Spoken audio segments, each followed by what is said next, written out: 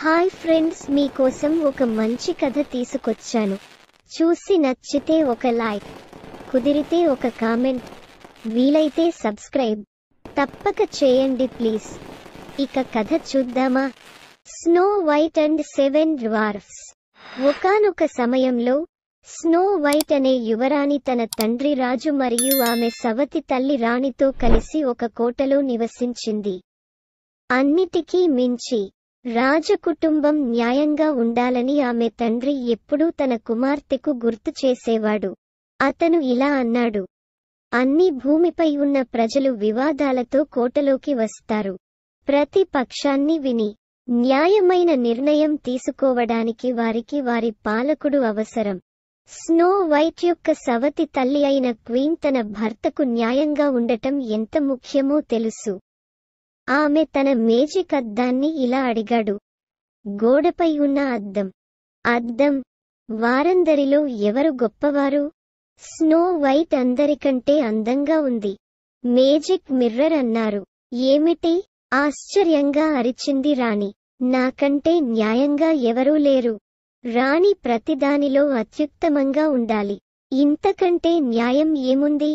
Snow white అందరికంటే అందంగా ఉంది. మళ్లీ మ్యాజిక్ మిర్రర్ని నొక్కి చెప్పారు. రాణి పిడికిలి విదిలించింది. మీకు ఏమి తెలుసు? మీరు అద్దం. మరియు ఆమె దూసుకుపోయింది. అయినప్పటికీ రాణి బాధపడింది. అలా బాధపడిన రాణి ఒక్కసారిగా ఆ అమ్మాయిని వదిలించుకోవాలని నిర్ణయించుకుంది. నేను మరో రోజు వేచి ఉండలేను, ఆమె నిర్ణయించుకుంది. రాణి తన సేవకుడైన వేటగాడిని పిలిచింది. రేపు స్నో వైట్ ని అడవుల్లోకి తీసుకెళ్లడానికి కారణాన్ని కనుగొనండి. ఆమె తన పొడవాటి వేలుగోలును సేవకుడి వైపు చూపిస్తూ చెప్పింది.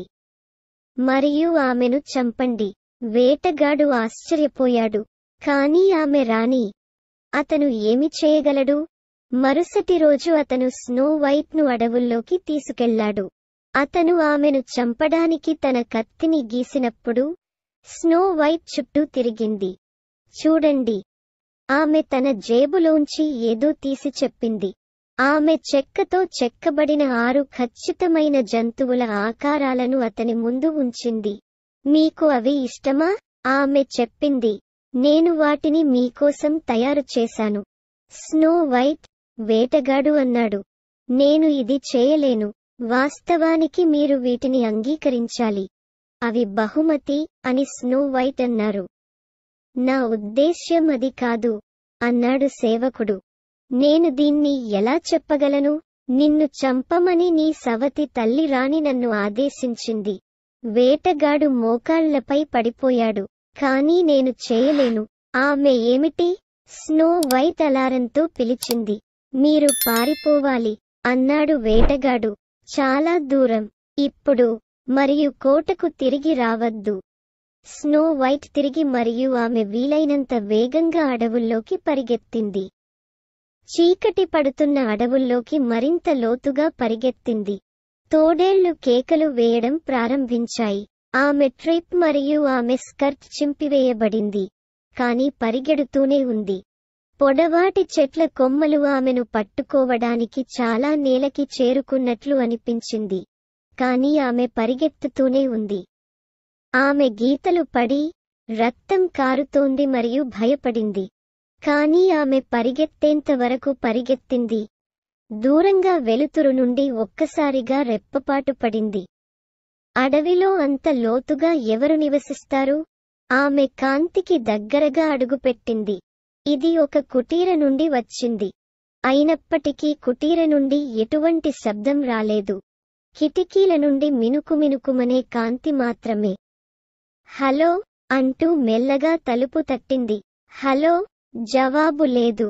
తలుపు కొంచెం తెరిచి ఉంది. ఆమె దాన్ని మరికొంత తెరిచి లోపలికి అడుగుపెట్టింది. ఇంట్లో ఎవరైనా ఉన్నారా? ఆమె చుట్టూ చూసింది. ఎంత గందరగోళం! ఇంత అపరిశుభ్రమైన స్థలాన్ని ఆమె ఎప్పుడూ చూడలేదు. ఈ కుటీరం విపత్తులా కనిపించవచ్చు, ఆమె అనుకుంది. కానీ అది నా తలపై కప్పు.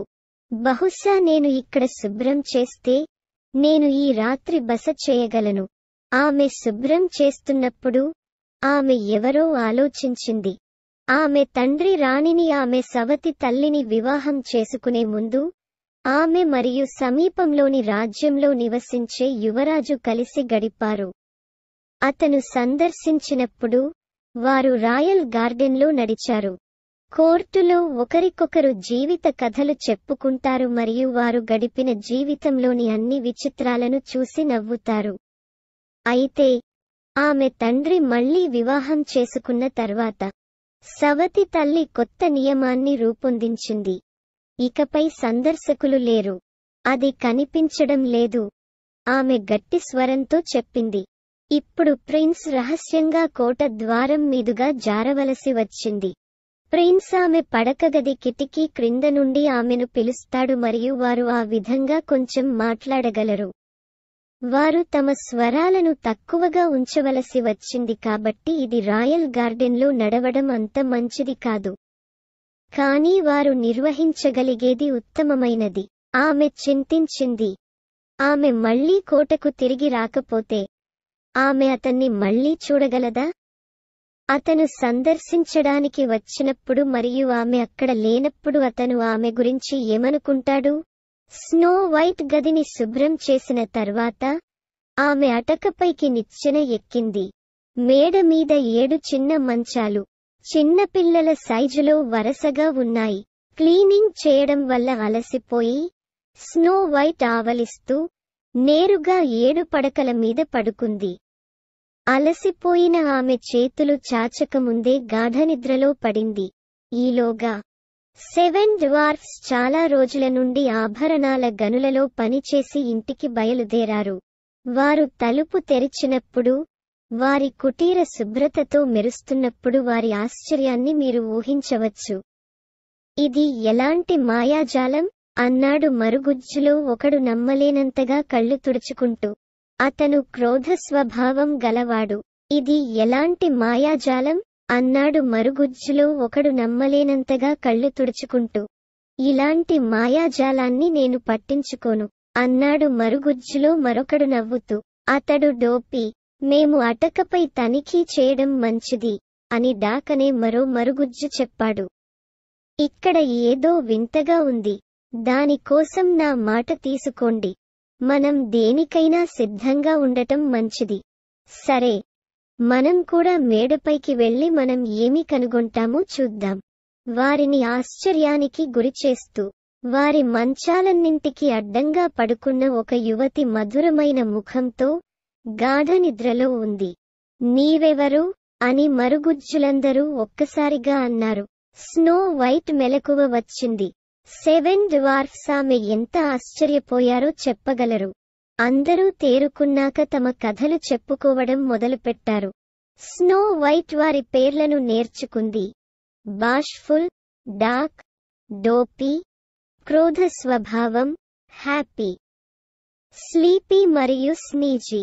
ఆమె కోటలోని జీవితం గురించి మరియు ఆమె సవతి తల్లి గురించి వారికి చెప్పింది. వేటగాడు ఆమెను చంపడానికి సవతి తల్లి ప్రయత్నించిందని, ఆమె అడవుల్లోకి తప్పించుకోవాలని వేటగాడు ఆమెకు చెప్పాడు. మరియు ఆమె మరలా ఇంటికి తిరిగి వెళ్ళదు. మాతో ఇక్కడ ఉండండి, బష్ఫుల్ అన్నాడు. మీరు ఎంత మంచివారు అని స్నో వైట్ అన్నాడు. నేను ఇక్కడ ఉండాలంటే నేను మీ అందరి కోసం ఏదైనా చేయవలసి ఉంటుంది. మీరు ఇప్పటికే శుభ్రం చేశారు అని తుమ్మాడు.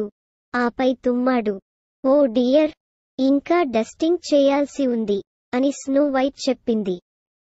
మనమందరం ఇంటిని మరింత చక్కగా మార్చగలము మరియు ప్రతి ఒక్కరూ పిచ్ చేసినంత కాలం దానిని అలాగే ఉంచగలము.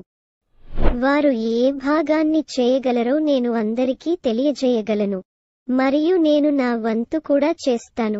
ఇది న్యాయమైనది. సంతోషంగా అన్నాడు. నేను మీకోసం ఇంకా ఏదైనా చేయగలను అని స్నో వైట్ చెప్పింది. 7 డ్వార్ఫ్స్ భుజాలు తడుముకున్నాయి. మీకు ఎలా చదవాలో తెలుసా అన్నాడు డాక్. మా వద్ద అద్భుతమైన చిత్రాలతో పుస్తకాలు ఉన్నాయి మరియు వాటిని చదవడానికి ఇష్టపడతాము. కాబట్టి స్నో వైట్ వారందరికీ చదవడం నేర్పిస్తానని అంగీకరించారు. వారి కొత్త స్నేహాన్ని జరుపుకోవడానికి స్నో వైట్ మరియు 7 డ్వార్ఫ్స్ రాత్రి దూరంగా పాడారు మరియు నృత్యం చేశారు. మరుసటి రోజు ఉదయం వారు పని కోసం బయలుదేరే ముందు 7 డ్వార్ఫ్స్ స్నో వైట్ను ఆమె ఎవరికీ తలుపు తెరవకూడదని హెచ్చరించింది. అన్నింటికంటే ఆమె సవతి తల్లి ఏమి చేస్తుందో ఎవరికి తెలుసు? యువరాణి తల వంచింది మరియు మరుగుజ్జులు ఇంటిని విడిచిపెట్టారు. యువరాణి తన మొదటి పఠన పాఠాన్ని సిద్ధం చేసింది. ఆ రాత్రి తర్వాత ఇంటికి తిరిగి వచ్చేసరికి 7 డ్వార్ఫ్స్ కోసం ఆమె మంచి వేడి భోజనం కూడా సిద్ధం చేసింది. అలా రోజు గడిచిపోయింది. కోట వద్దకు తిరిగి రాణి తన అద్దం వద్దకు వెళ్ళింది. అద్దం, గోడపై ఉన్న అద్దం, ఆమె డిమాండ్ చేసింది. వీళ్లందరిలో ఎవరు గొప్పవారు? స్నో వైట్ అందరికంటే అందంగా ఉంది. మేజిక్ మిర్రర్ అన్నారు. అది అసాధ్యం, అరిచింది రాణి. అమ్మాయి ఇప్పుడు బతికే లేదు. Snow white lives. Magic mirror అన్నారు మరియు అద్దం మీద ఒక చిత్రం స్నో వైట్ 7 డ్వార్ఫ్స్ కాటేజ్లో నివసిస్తున్నట్లు చూపించింది. రాణి ఆవేశంతో నిండిపోయింది. ఆమె అరిచింది. ఆమె ఎవరు అనుకుంటున్నారు? స్నో వైట్ దీని నుండి బయటపడదు. మరుగుజ్జుల కాటేజ్ వద్ద మరుసటి రోజు మధ్యాహ్నం 7 డ్వార్ఫ్స్ పనికి దూరంగా ఉన్నప్పుడు తలుపు తట్టింది. ఎవరది? స్నో వైట్ అన్నారు. ఎవరికీ తలుపులు తెరవకూడదని 7 మరుగుజ్జులు చేసిన హెచ్చరిక ఆమెకు గుర్తుకు వచ్చింది. ఇది కేవలం ఒక పేద వృద్ధురాలు. ఒక కీచు స్వరం వచ్చింది. ఆపిల్స్ అమ్ముతోంది. ఇంకా నిజానికి అది వృద్ధ మహిళగా మారువేషంలో ఉన్న దుష్టరాణి. బయట వర్షం పడుతోంది. ప్రియతమా, తలుపు గుండా ఆమె గొంతు వినిపించింది. దయచేసి నన్ను లోపలికి అనుమతించండి. పాపం అని స్నో వైట్ భావించి వానలో ఆపిల్ పండ్లను అమ్ముతూ ఇంటింటికి వెళ్లవలసి వస్తుంది. ఆమె తలుపు తెరిచింది. ఈ పెద్ద ఎర్రటి ఆపిల్ను చూడండి అని వృద్ధురాలు చెప్పింది. మీకు తెలిసినట్లుగా మారువేషంలో ఉన్న రాణి. ఆమె ఎర్రటి ఆపిల్ను స్నో వైట్ ముఖానికి దగ్గరగా పట్టుకుంది. లవ్లీ, నా ప్రియమైన, కాదా? కొన్ని నాణేల కోసం. అది మీదే. నేను మీ ఆపిల్ కొనాలని చాలా కోరుకుంటున్నాను అని స్నో వైట్ చెప్పింది. కానీ నా దగ్గర డబ్బు లేదు. మీ జుట్టులో ఉన్న ఆ చక్కటి దువ్వెన మంచి వ్యాపారం చేస్తుంది అని వృద్ధురాలు చెప్పింది. సరే అయితే, స్నో వైట్ అన్నారు. ఆమె తన దువ్వెనను వృద్ధురాలికి ఇచ్చి బదులుగా ఆపిల్ తీసుకుంది. ఆనందంతో స్నో వైట్ పెద్ద కాటు వేసింది. అయ్యో, పండు విషపూరితమైంది. ఒక్కసారిగా స్నో వైట్ నేలపై మూర్ఛపోయింది. అక్కడ ఆమె చాలా గాఢ నిద్రలోకి జారుకుంది.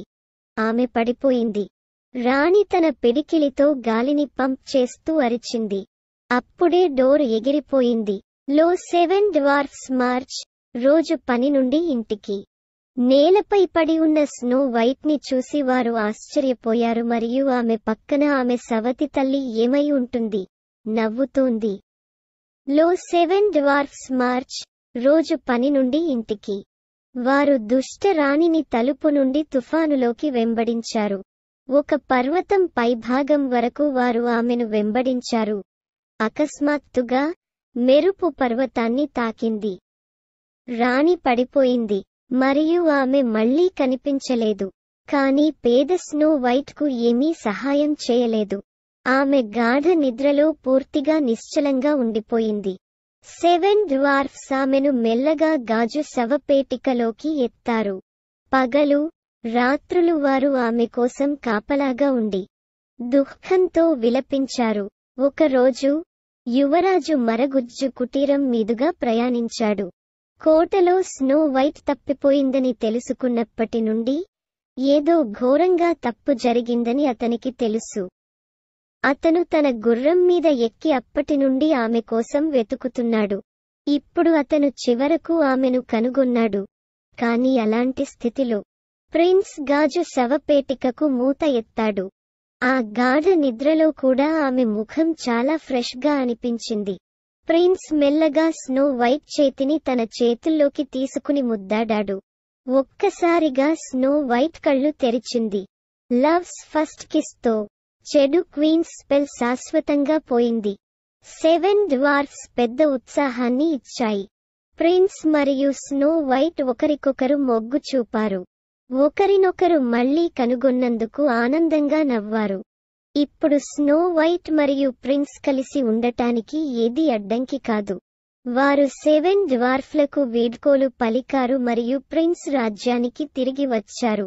అక్కడ వారు సురక్షితంగా మరియు స్వేచ్ఛగా జీవించవచ్చు.